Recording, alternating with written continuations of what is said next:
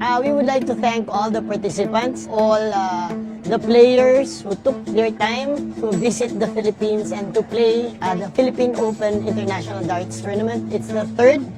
Philippine Open this year has been absolutely fantastic, a great success, and it was so good to see so many players. Wonderful tournament and so well organised and run, out of this world. 2018 I was here. It was just a beginning. It's an experience for the Philippine darters to experience the Philippines Open in 2018. And I think it was a big success in 2018. It was an eye-opener for the international participants. So having done that, more people came in 2019. And that was immaculate and awesome. There was so much of improvement and all that. And we had quite a bit of international participants coming in. Maayos at maganda yung pamamalakad, syempre. Ever since naman yung palaro ng Philippine Open under our President Pem Noel, laging naman siyang maayos yung pamamalakad at syempre maraming naglaro kasing foreigner eh. Actually, mas marami nung nakaraan kasi merong kasabay niya yung napalaro sa Japan na dapat andito yung mga Japanese player natin. As for this year, 2023, the COVID situation, the pandemic over the 2 years would be one of the main reasons quite a bit of the international players unable to come. Unfortunate, the pandemic was hard on darts throughout the world, but Philippines looks like they've bounced back, and again, this is the place to be, so it's nice. It's wonderful to be traveling again and playing again with the best competition in Asia. Pretty much a challenge for the organizers. Coming from pandemic, there are still countries who have very strict restrictions as to health. We see less of our foreign brothers in darts participating, but more of the Filipino players are not just present, but performing very well. Filipino, if you take it on the Asian tour altogether, in depth, the Filipinos probably had more players better than all the other Asian countries. And obviously at top end, when you look at Lawrence Alagan, people like Norma Licton, Christian Perez, these boys, have become household names and they are absolutely top draw. But the Filipino guys in general, the standard is incredible. Oh my God. I think it's going to get harder and harder. So I hope the rest of Asia will actually see this opportunity, as I think the Filipino players are getting so strong now. I think the rest of Asia should actually come here and actually make a point too, because I think we have good players, all the rest of the world, in Japan especially, right? But like I said, it's a shame. I would like to see more Japanese players here, and then there'll be a better competition also. So I look forward. I'm going to spread the news about the next one. Hopefully I can get a bunch of top Japanese players to come. I would say the top 20 can beat each other, and you don't have a clear 1, 2, 3, and that's insane. And there's so many players who, of course, unfortunately do not travel for many other big tournaments, but they are good as well. And we only notice that as international players, we only notice that when we come to the Philippines, that there's so much talent over here. You cannot go to any country other than some of the European nations like the UK, Netherlands and Germany. Other than them, you can't actually say that there are close to 50 really good players in that country. Philippines is one of them. Yes, magagaling yung mga Filipino darter. Meron tayong tour card holder sa PDC. And sa Asia, considered tayo as a contender at saka the best player of Asia. Actually, masarap makipaglaro sa ibang bansa. Pero most especially, masarap na mahirap makipaglaro dito sa sariling bayan natin. Tapos mga international pa yung kalaban. So, yung pressure nandun, pero worth it naman at Pilipino pa rin ang champion sa sarili nating bansa. Actually, kung darts lang pag-uusapan natin, number 1 tayo sa Asia. Marami tayong magagaling na players talaga. Sa totoo lang, siguro ang kulang lang sa kanila is yung exposure. Ma-expose sila sa paglalaro sa ibang bansa. Yung attitude nandiyan naman, mababait naman yung player natin eh. Talagang pag darts ang usapan, parang billiards eh. Namamayagpag ang Pilipino. This tournament is made possible, PDC is made possible by Congressman Ben Noel. With his efforts and his determination, he wanted to bring PDC to Manila, to Philippines, and it happened all because of Congressman Ben Noel. Thank you, sir, for bringing PDC to the Philippines. And bringing PDC to Philippines is also another opportunity for countries around Philippines and Southeast Asia to come here and get an experience, try their tours and all that, to try and get into the sport, into the PDC championship. With the PDC Asian Tour following the Philippine Open, it gives you a lot of guys that were in the Philippine Open that possibly wouldn't have entered into this tournament the chance to enter and actually play in the Asian Tour and see how they can do, because you've got some incredible dart players here that will be playing, people like Pawing, Lawrence I've already mentioned, people like that are more than, they can pit their wits against those sort of players. So at the end of the day, I think it's very important. This is brought to Tacloban, it's brought to Philippines. So this is your chance to participate, to see how far you could go. So when it's brought to you, please capitalize on it. And from there, you will know. You see?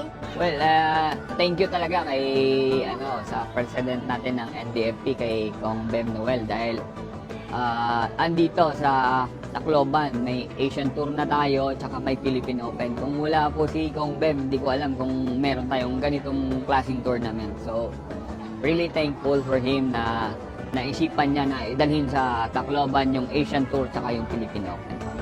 Actually, hindi siya first time na dinala dito. Pero syempre, andun pa rin yung tiwala ng PDC sa Pilipinas. So, kung bakit naulit is dahil gusto nila yung pamamalakan.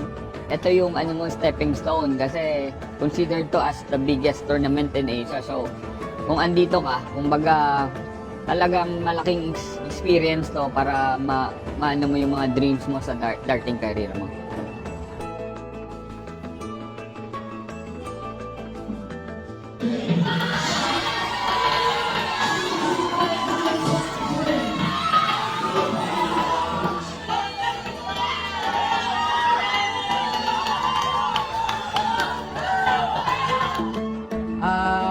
This is the first title nako sa NDFP. Dako jud kay akong kalipay, sir. Actually gani pagkadaog jud nako mga 5 AM na ko nakatulog. Sa nung saon nako kundi jud ko katulog kay gigrant jud amo ang pag-ampo. Kay sa giingon nako, sir, daghan kayo mga top players gikan pa sa Pilipinas, na sila Idol Lawrence, nato si Idol Alex. Actually si Alex pod isa po na sa kong mentor nga gatudlo pod sa ko nga regarding pod sa dart. And then, naa po yung mga international players. So, dako jud kay akong pasalamat nga gihatag sa sponsor. Gihatag jud sa kuha kini nga event, ang open single nga event. Yung championship, napakasarap ng pakiramdam na ako yung representative ng Pilipinas. Unang-una, ang kalaban ko is from India. From India. Tapos, Philippines ang dinadala kong flag. So, yung pressure, yung halo-halo talaga, emosyon. Kaya nung nag-champion, talagang worth it talaga.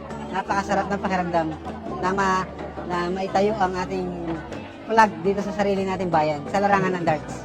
What I noticed is basically there are many players of international class, but they are not spotted.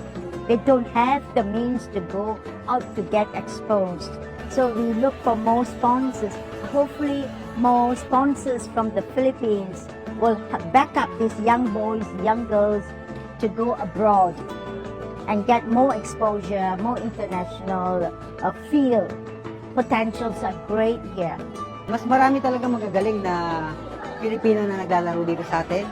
Kailangan lang siguro ng ma-expose sila and then magkaroon ng, syempre, ng sponsor. Pero maraming the best na Filipinong darter ngayon na sumisigol. We go to our corporate sponsors to be able to help achieve this dream for our Filipino darters, so that they can compete in the international level. Actually, the only thing missing is the support. The talent is so much there, and we pray that we will have more sponsors to bring Filipino players to compete against the world and probably best them at darts. Sa mga possible na pwede mag-sponsor, gusto ko malaman nyo na malaki ang ating tsansa na mag-top sa buong mundo sa larangan ng darts.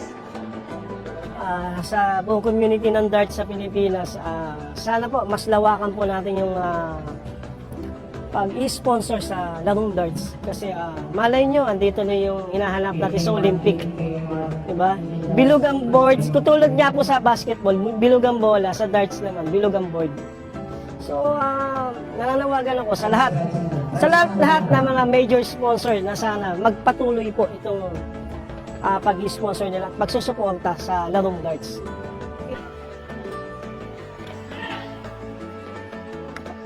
Message to the Filipino dancers: practice hard, have a lot of fun doing it. Don't make it too much of a chore. And if you do it right, you've got an awful lot of opportunity. But Philippines is the hardest of all the Asian countries to make it to the top because they're so good in depth. So lots of practice and lots of fun. Always have the will to win lang. Ganun lang talaga yung laro ng darts. Sometimes you win, sometimes you lose, but bawi lang pag strive harder and practice more. Ganun lang talaga. Ang masasabi ko lang sa mga youth players, syempre, unang-una, huwag nilang kakalimutan yung pag-aaral nila. Syempre, kasi yung darts, nandiyan lang din naman yan. Pero yung pag-aaral, yung, isang malaking susi yan sa buhay natin. So, kahit na ba nagda-darts tayo, syempre, huwag natin kalimutan ang pag-aaral natin. Masasabi ko sa mga youth player natin muna, no? Ang darts andyan lang. Andito lang kami na mga gagabay sa inyo, pero sana, unahin pa rin natin yung pag-aaral.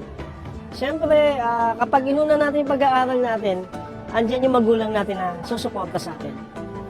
Yung mga mag-guide sa atin, matutuwa sila kasi mas inuna natin pag-aaral. Pero yung darts kasi, sinabi ko nga, andyan lang yan.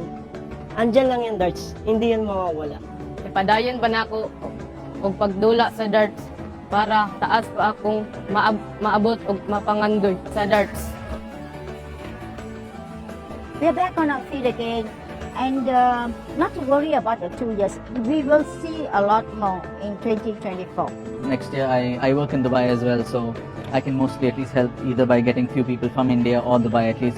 I can at least get 5 to 10 people. I will push them to come on. Para sa organizer, kay Kong Ben Noel, salamat kayo.